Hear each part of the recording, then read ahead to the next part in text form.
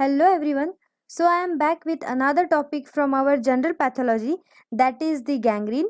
So in this video we will learn about what is gangrene, the causes of gangrene, why does it occurs, then the types of gangrene, and then the difference between dry and wet gangrene. So, myself Shweta Anande and I am learning in second year BHMS. If you haven't subscribed to my channel, please do so and hit that like button. Also, press that bell icon to get first notification of my videos to you. So, let's get started. What is gangrene or the definition of gangrene? The gangrene comes under the irreversible cell injury. That is, if injury occur, it is irreversible. Okay. So, gangrene is a massive death of a part with superadded putrefaction, means decomposition or degradation, and which is caused by saprophytic bacteria. Now, what is this bacteria? These bacteria are those bacteria who live on dead or decaying material. So these are the saprophytic bacteria, and the gangrene is nothing but the massive death of a part with superadded putrefaction, and the putrefaction is done by the saprophytic bacteria. Now, what are the causes for the gangrene? Why does it occurs? First, whenever there is loss of blood supply to any part or organ, that is ischemia, the part get prone to develop gangrene. Okay.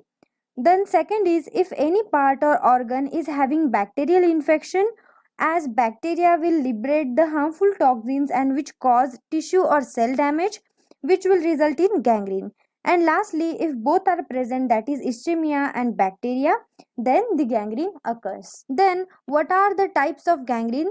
So there are basically three types of gangrene, that is dry gangrene, wet gangrene, and gas gangrene. Now in this video we will see the difference between dry and wet gangrene, so that you will get a short idea about both of them. So the dry and wet gangrene differ in 7 features, which we will see one by one.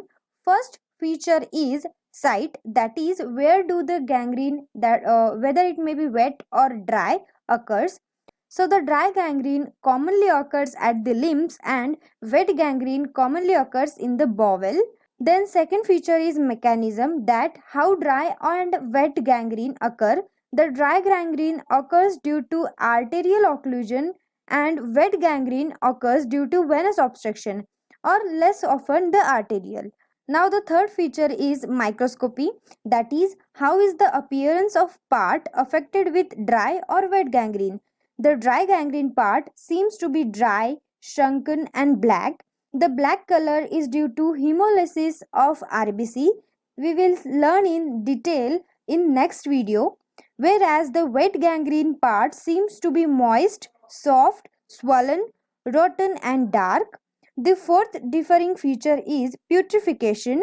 In dry gangrene, the putrefaction is limited due to very little blood supply, and there is less blood supply due to the mechanism, that is occlusion of artery.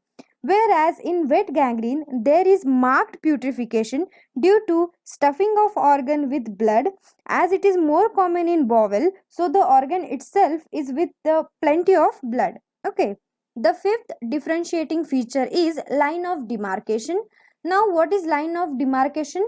It is nothing but the line separating the healthy tissue from the necrosed tissue. You can see in this picture, this is the line separating the healthy tissue and the gangrenous, that is necrosed tissue. Okay. So in dry gangrene, it is present at the junction between healthy and gangrenous part. On the other hand, in wet gangrene, there is no clear line of demarcation. The sixth point is bacteria, that is in dry gangrene, bacteria fail to survive as there is limited blood supply, and in contrary, the numerous bacteria are present in wet gangrene. The last differing point is prognosis. So the prognosis of the dry gangrene is better due to little septicemia. What is septicemia? It is the life-threatening complication of an infection, of any infection. Okay.